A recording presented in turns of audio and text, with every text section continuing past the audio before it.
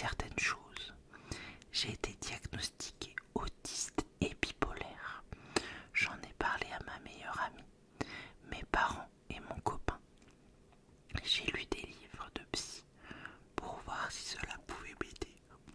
Et je lis souvent qu'il faut en parler avec ses proches, mais je n'ose pas en parler avec mes autres amis. En effet, j'ai peur que les idées reçues changent leur vision de moi, encore plus pour le diagnostic de bipolaire, qui est souvent associé à un être mauvais. Mais en même temps, j'ai l'impression de cacher quelque chose si je n'en parle pas. Surtout quand la conversation porte sur des sujets similaires de psychologie et que je ne dis rien, j'ai l'impression de mentir. Je voulais aussi que ça reste plutôt privé, et je sais qu'une fille que je connais a tendance à parler de tout et d'oublier de garder des secrets, même quand ils sont plus importants et que ce qui me concerne. Il y a 2 amis que j'ai connus au collège avec qui on parle très rarement. Je me disais qu'il valait mieux ne rien dire si on n'est plus aussi proche qu'avant. Comme tu arrives bien à prendre du recul sur les situations des autres, est-ce que tu penses que je devrais en parler avec les autres ou continuer à le cacher? Merci d'avance, bonne continuation pour ta chaîne et pour tout le reste. Déjà, merci beaucoup d'avoir pris le temps de m'écrire. Alors déjà, c'est très bien parce que tu as accepté tes maladies visiblement. Tu fais ton chemin personnel pour apprendre à vivre avec. C'est très bien, tu es suivi et c'est très bien également. Il faut que tu continues ce processus, que tu continues sur cette voie. Concernant tes amis, déjà tu en as parlé à ta meilleure amie, ton copain, tes parents, c'est très bien. Après, il faut que tu le fasses selon ton feeling, selon ce que tu ressens, si tu as besoin d'en parler ou non. Ce n'est pas mentir de ne pas le dire. Moi je prends pas ça pour un mensonge. Mais moi tu vois, je serais amie avec toi et tu me dis ce genre de choses, je serais très touchée, je me sentirais vraiment être une bonne amie parce que tu as eu suffisamment confiance pour m'en parler.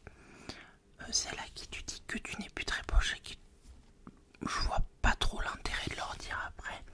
Si toi, encore une fois, tu ressens le besoin d'en parler, eh bien fais-le. S'il y a des amis où tu sens que voilà, ça peut le faire, qu'ils vont le garder pour eux, eh bien voilà, dis-leur. Personnellement, si j'aurais une amie qui m'aurait dit qu'elle était bipolaire, je me serais renseignée. C'est vrai que c'est quelque chose que je ne connais pas, c'est une pathologie que je ne connais pas et qui est très souvent malmenée par la télé ou par les gens. On pense tout de suite à quelqu'un d'agressif, quelqu'un qui sait pas se contrôler, alors que pas du tout. Donc ce que je pense, c'est que écoute-toi, écoute ton cœur, tu sentiras à qui tu veux en parler, à qui tu ne veux pas en parler. Et surtout, c'est pas mentir de ne pas dire, c'est juste que tu ne te sens pas de le dire. Et ça, voilà, c'est totalement acceptable. Ce sont tes maladies, c'est à toi de décider si tu en parles ou non. Voilà. J'espère en tout cas que mes conseils t'aideront et que tu arriveras à mieux vivre ta maladie et tes amis. Voilà pour le premier cas, pour le premier cas. Alors, on va trier le mail. Donc, on fait hop, déplacer vers car on répond numéro 2. Le prochain cas date d'avril également. Bonsoir Caroline, c'est le dernier cas d'avril.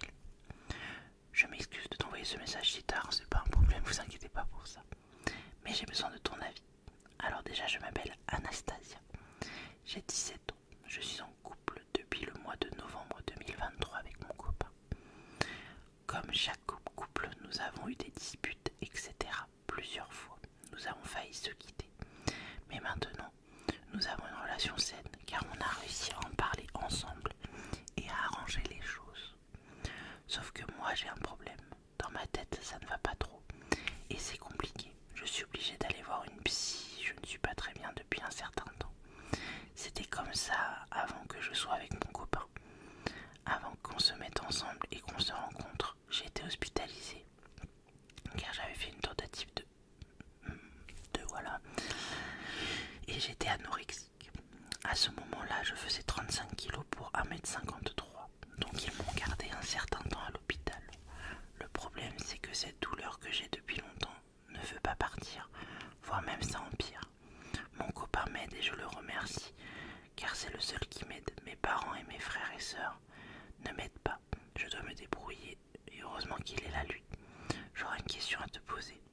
Pourquoi, même si mon copain, pour moi c'est l'amour de ma vie, pourquoi je ne suis pas bien alors qu'il fait tout son possible pour me rendre heureuse et qu'il m'aide dans mes problèmes? Est-ce que c'est moi le problème ou pas? Voilà, ma question est un peu bizarre, je ne sais pas si tu m'as comprise. J'aimerais beaucoup aller mieux car physiquement et mentalement, ça ne va vraiment pas. J'ai des idées noires sauf que je ne passe pas à l'acte car je ne veux pas le laisser car je l'aime. J'espère que tu m'as comprise, que ce n'est pas une question bizarre. Je souhaite une très bonne soirée et tout plein de bonheur à toi et ta petite famille. Merci beaucoup. Déjà, merci beaucoup Anastasia d'avoir pris le temps de m'écrire, d'avoir pris le courage de m'écrire parce que je sais que c'est pas une tâche facile. Déjà, de 1, ta question n'est pas bizarre, elle est tout à fait légitime. De 1, continue de te faire suivre, continue de voir des psys. Il faut que tu continues à en parler, que tu continues cette thérapie. C'est vrai que quand on tombe dans l'anorexie, quand on tombe dans la dépression, quand on tombe dans des choses graves comme ceci, c'est dur de s'en remettre. On s'en remet pas en 2 jours, en 2 mois, en 1 an. C'est un travail de fond, c'est un travail qui est très long. C'est très long avant d'être guéri. Et même une fois qu'on est guéri, il y a toujours des séquelles. Donc c'est normal que tu te sentes mal. Comme je viens de le dire, tu ne peux pas être guéri du jour au lendemain. Donc continue de voir des professionnels de santé, continue de te battre. Alors ta famille, vraiment, c'est des trous du cul, désolé de le dire, désolé de le dire comme ça. Mais moi demain je vois mon enfant qui ne va pas bien, qui fait des tentatives et qui vraiment est au plus bas. Je vais l'aider, je vais tout faire pour qu'il se relève, je vais tout faire pour qu'il aille mieux. Voilà, moi je prends l'exemple de mon fils, je me vois pas l'abandonner à son sort s'il ne s'en sort pas. Voilà, donc vraiment ta famille c'est des trous du cul. Je sais pas s'ils comprennent vraiment la situation, je sais pas si quelquefois il y a des personnes qui le montrent pas, qui veulent aider mais qui aident pas. Bon, en tout cas, ton copain il est là et merci à lui d'être là, de te soutenir au quotidien. Et c'est normal en fait que tu ressentes ça parce que moi-même des fois, je prends mon exemple, je suis mariée donc je connais mon mari depuis 7 ans. On est mariés depuis 4 ans et des fois je me sens seule. Ça peut arriver de se sentir seule alors qu'on a des gens autour de soi. J'essaie de comparer des choses qui sont peut-être pas trop comparables pour certains, mais on peut par exemple se sentir seul alors qu'on a des gens autour de soi. On peut comme toi ressentir je l'aime mais j'aimerais partir. Enfin, en fait c'est parce que justement cette personne est là pour toi. Tu te sens peut-être de trop ou tu te sens pas légitime d'être avec cette personne. Tu te dis ouais moi je suis comme ça, il mérite mieux. C'est légitime de ressentir ce que tu ressens. Tu veux essayer de te protéger, de le protéger lui. Surtout, tu voudrais qu'il ait une vie simple, facile. Et tu te mets des barrières, on est humain. Malheureusement, c'est un comportement totalement humain. Donc, déjà, fais-toi soigner, fais-toi suivre. Pense à toi, pense à ton bien-être, pense à ta santé mentale. Il n'y a rien de plus important que d'être bien. Voilà, donc continue doucement ton chemin. Tu dis que tu as 17 ans, tu dois être en études, tu dois passer des examens. Peut-être qu'après tu vas continuer tes études ou peut-être que tu vas travailler. Donc tu vas t'éloigner de tes parents. Tu vas t'éloigner de tes parents. Donc je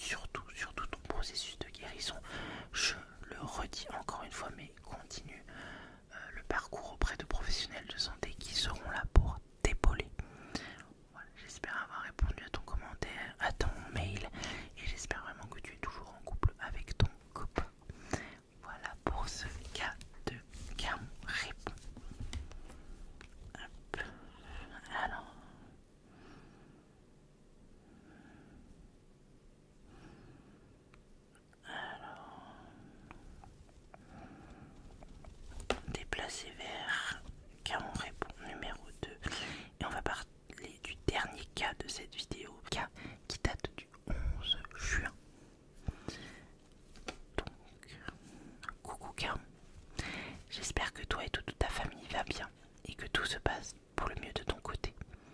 Je t'écris aujourd'hui car j'ai besoin de conseils et d'avis sur ma situation. Depuis ma première relation amoureuse, à chaque fois, je suis au départ très attirée et amoureuse du garçon avec lequel je suis. Puis quelques mois après, ce même petit garçon à qui j'étais amoureuse commence à me taper sur les nerfs par de simples faits et gestes. Je ne sais pas pourquoi ni comment, mais ce que je suis sûre, c'est qu'à un moment donné, dans la relation, je vais commencer à ressentir une forme de dégoût envers mon partenaire. En ce moment, je suis avec un garçon merveilleux qui m'apporte de la joie et du bonheur. On pourrait même dire que c'est l'homme idéal pour moi. Cependant, depuis quelques jours, semaines, le moindre petit geste qu'il me pose me donne le hic. Et je sens petit à petit, il m'énerve de plus en plus. De plus, j'ai l'impression de recommencer à regarder d'autres garçons, sans vraiment que je ne m'en rende compte, et à me détacher progressivement de lui. Lui faire de la peine est la dernière fois des choses que je ne voulais lui faire, mais c'est comme si c'était plus fort que moi. J'ai besoin de me distancer. Et si je compare cela à mes autres relations, je vais finir par totalement être dégoûtée de lui. Je n'ai pas envie que ça arrive, mais encore une fois, c'est plus fort que moi. J'ai l'impression d'être une mauvaise personne dans cette histoire. Et je le suis probablement, pour être honnête, mais j'essaye du plus fort, du plus profond de moi-même, d'arrêter cette roue sans fin.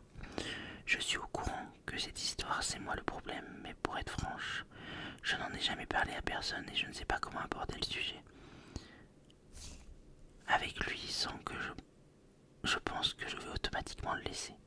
Je crois qu'il se peut que je me lasse des garçons, car il y a une forme de routine qui s'installe et qu'il y a plus la même atmosphère que dans les premiers jours, semaines que la relation, ou les premières fois avec cette personne, même si je pense que ce que j'ai, je ne suis pas certaine à 100%, et si cela est vraiment ça mon problème, je ne sais pas comment y remédier, et j'aimerais que quelqu'un me donne des conseils ou simplement un avis. J'espère ne pas être la seule qui vit dans cette situation et j'espère que vous comprendrez. Merci d'avoir lu mon mail et je vous souhaite une bonne soirée ou une bonne nuit. Encore une fois, merci d'avoir pris ton courage à deux mains et de m'avoir écrit. Je sais que c'est quelque chose de très difficile, de très compliqué. Donc merci à toi. Et non, je ne pense pas que tu sois la seule à être dans ce genre de situation parce que en début de relation, il y a toutes les hormones, on est tout content, c'est le début, on est tout feu, tout flamme. Donc je comprends quand on a envie de ressentir ce genre d'émotion, on a envie c'est comme un shoot de drogue en fait. L'amour, c'est plein d'hormones, c'est plein de choses qui arrivent dans notre corps. Et je comprends qu'au début c'est toujours bien pour toi et qu'au bout d'un moment tu as une forme de dégoût. C'est quand sûrement les hormones et quand la relation devient plus plate, on va dire. Malheureusement, c'est la vie. Malheureusement, les relations, ça reste pas tout feu tout flamme et heureusement, parce que je pense que ce serait tout le temps comme ça, ce serait peut-être compliqué pour notre petit corps de suivre. Mais tout ça pour dire que tu n'es pas la seule et que en parler peut-être à un psy ou ce genre de choses peut te donner, une professionnelle de santé peut te donner des pistes. Moi, ce que je pense, c'est que j'espère en tout cas que ça va se régler, c'est sûr. Mais si tu ne ressens plus d'attirance pour ce garçon, eh bien dis-lui tout simplement, voilà, je ne ressens plus rien pour toi et j'ai envie d'aller voir ailleurs. Après, il y a aussi des couples libres. Peut-être que c'est le genre de relation qui te correspondrait mieux parce que tu pourrais aller à droite à gauche et la personne avec qui tu es pourrait aussi aller à droite à gauche et vous serez satisfaits tous les deux. Tu vois, il y a des solutions à ta situation. Tu n'es pas seul, tu n'es pas bizarre, tu n'es pas étrange, excentrique, ce que tu veux. C'est un comportement humain, on est tous à la recherche.